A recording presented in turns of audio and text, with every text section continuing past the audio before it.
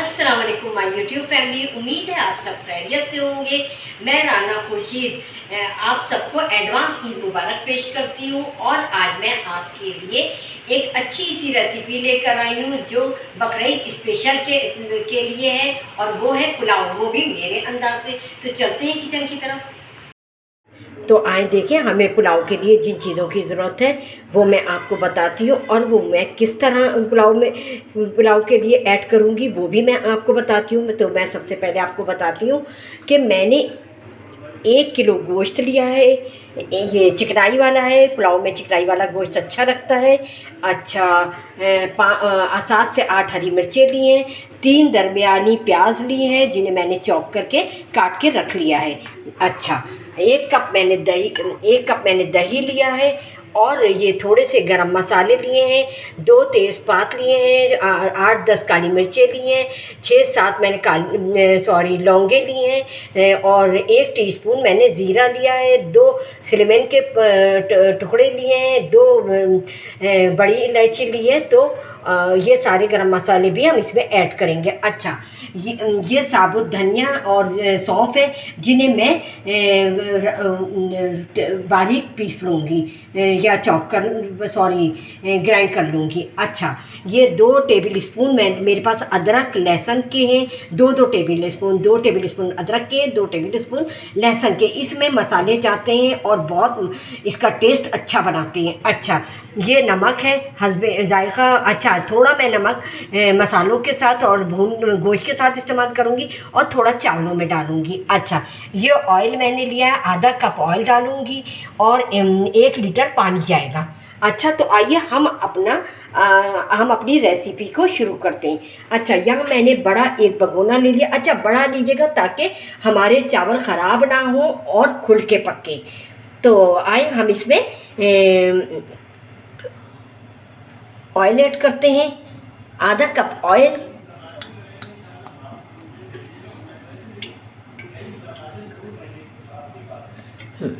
ये आधा cup oil हो गया है। अच्छा, अब इसमें मैं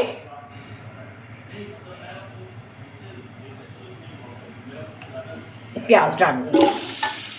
अच्छा, प्याज डालकर मुझे थोड़ी सी ब्राउन करनी है, काली नहीं करनी, ब्राउन करनी है, और एकदम डार्क नहीं करनी। अच्छा, फ्लेम को मैं ज़रा सा तेज़ कर दूँगी, ठीक है। उसके बाद मैं आपको बताती हूँ कि हमें क्या करना है।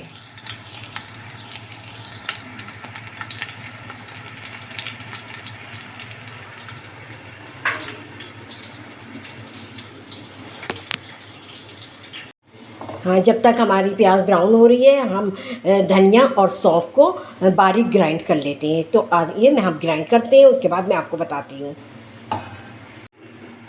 हाँ, तो देखिए हमारी प्याज जो है वो ब्राउन हो गई है, और अब हम इसमें गरम मसाला ऐड करेंगे। मैं आपको गरम मसाले का तो बता ही चुकी, हमने क्या क्या और कितना लिया है। ये गरम मसाला मैंने ऐड कर दिया है। अदरक लहसुन ऐड करूँगी मैं,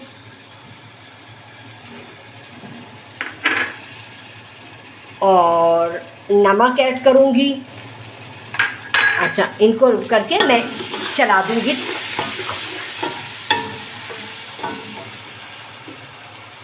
देखिए,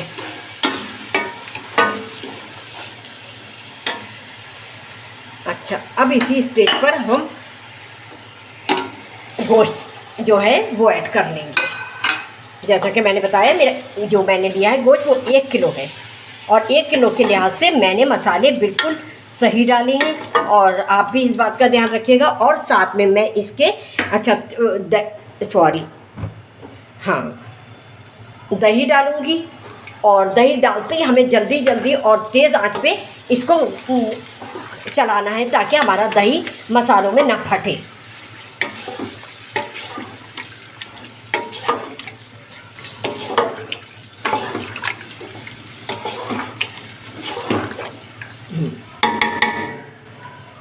तो ये हमने गरम मसाला, नमक, दही, अदरक लहसुन ये सब डाल दिया है, और इसके बाद मैं आपको बताती हूँ क्या करना है।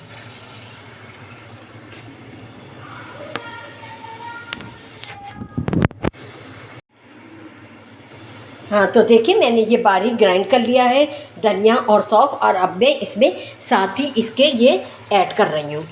अच्छा, और साथ में ये कुछ हरी मिर्चें मैं पहले गोश्त में डालूँगी, उसके बाद मैं चावल में भी डालूँगी थोड़ी हरी मिर्चें।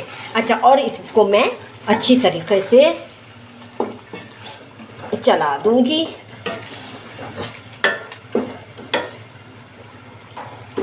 तेज़ आंच पर मुझे 5-6 मिनट तक इसको भूनना है। भून के फिर मैं इसमें 1 लीटर पानी डालूँगी।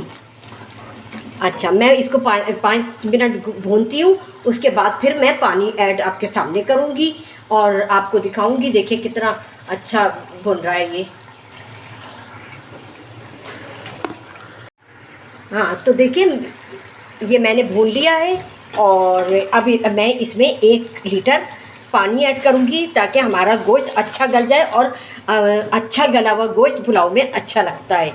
और ये तकरीबन हमारा 50 मिनट तक इसको मैं गलने के लिए रख दूँगी, इसका ढक्कन बंद करके।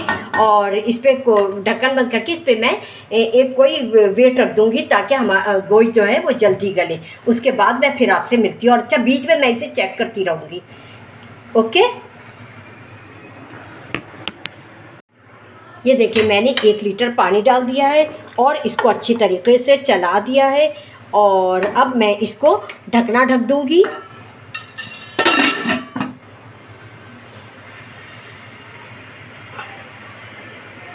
और इस पे एक वेट रख दूँगी। अच्छा, वेट रखने का मकसद ये होता है कि हमारे जो गोश्त है वो जल्दी गल जाता है। अच्छा, मैं आपसे मिलती हूँ थोड़ी देर में। इसको बीच बीच में चलाती रहूँगी जैसा कि मैंने आपको बताया है। अच्छा, तो आइए अब गोश्त चेक कर लेते हैं। उसमें मैंने बीच में भी मैंने आपसे कहा था कि मैं चेक कर लूँगी, और वो गल गया था तो मैंने उसमें 1 से 1.5 मग्गा पानी और डाला था ताकि हम उसमें चावल डालें। अब हम देख लेते हैं हमारे जो पानी है उसमें बॉयल आ गया या नहीं। अगर बॉयल आ गया है तो हम चावल में, हाँ जी बॉयल आ गया है, अब हम इसमें चावल डाल देते हैं। देखिए मैंने 1 से 1.5 मग्गा पानी डाला था चावल डालने के लिए। अब इसमें बॉयल आ गया, अब हम इसमें चावल ऐड करेंगे। तो मैं मिलती हूँ आपसे चावल ऐड करने के बाद। तो देखें मैंने ये 1 किलो से 1.5 किलो चावल लिए थे जो मैंने 1 घंटा पहले भिगा दिए थे। अब ये अच्छी तरीके से भीग गए, तो अब मैं इसे वो गोश्त में ऐड करूँगी, और उसके बाद फिर मैं आपसे मिलती हूँ। तो देखिए मैंने ये चावल ऐड कर दिए हैं, और अब मैं इसे अच्छी तरीके से चला दूँगी।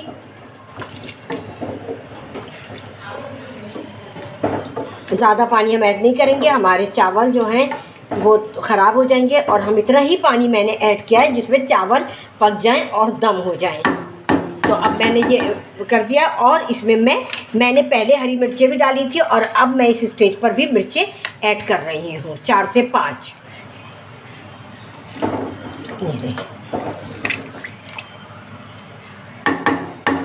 अब ये पकने तक और दम होने तक इसको हम चूल्हे पे रखेंगे, और उसके बाद फिर मैं आपसे मिलती हूँ, और फ्लेम को बिल्कुल स्लो रखेंगे। तो आए हम अपने पुलाव को देखते हैं। हमारा पुलाव दम हो गया होगा। सबसे पहले हम फ्लेम को ऑफ़ करेंगे, और उसके बाद हम अपना वेट इस पे जो रखा है हमने वो हटाएंगे, फिर ढकना हटाएंगे, और ढकना हटाने के बाद हम आपको इस पुलाव का स्ट्रक्चर दिखाएंगे कि देखिए कितने माशाल्लाह खिले खिले हमारे चावल बने हैं। ये देखिए खिले खिले चावल बने हैं और परफेक्ट। और अच्छा, आपको मैं ये बताऊं, मैंने अपने अंदाज से मैं क्यों कह रही थी, इसलिए कि बहुत से लोग पोटली पुलाव बनाते हैं, और बहुत से लोग अदरक लहसुन और धनिया और सौंफ जो है वो पानी में डाल के उसको उबाल के उसका पानी डालते हैं। लेकिन आज मैंने उसको अपने अंदाज से बनाया है। मैंने सौंफ और धनिया को पीस कर मैंने मसाला बनाया था। तो देखिए कितना अच्छा ये बना है, ये देखिए। और अब मैं इसको डिश आउट करती हूँ आपके सामने, और आप भी मेरे इस अंदाज से ज़रूर ट्राई कीजिएगा, सबको पसंद आएगा, और आप सब बकरीद में इंजॉय करें। अब बकरीद में तो सबके यहाँ गोश्त होता है, वैसे भी होता है, लेकिन बकरीद में तो माशाल्लाह कोई ये नहीं कह सकता आज गोश्त नहीं है और पुलाव का दिल चाह रहा है हम बनाए नहीं। लेकिन बनाइएगा, और मुझे फीडबैक ज़रूर कीजिएगा कि आपका पुलाव जो है वो कैसा बना। अच्छा, हम अब इसको डिश आउट करके फिर आपसे मिलते हैं।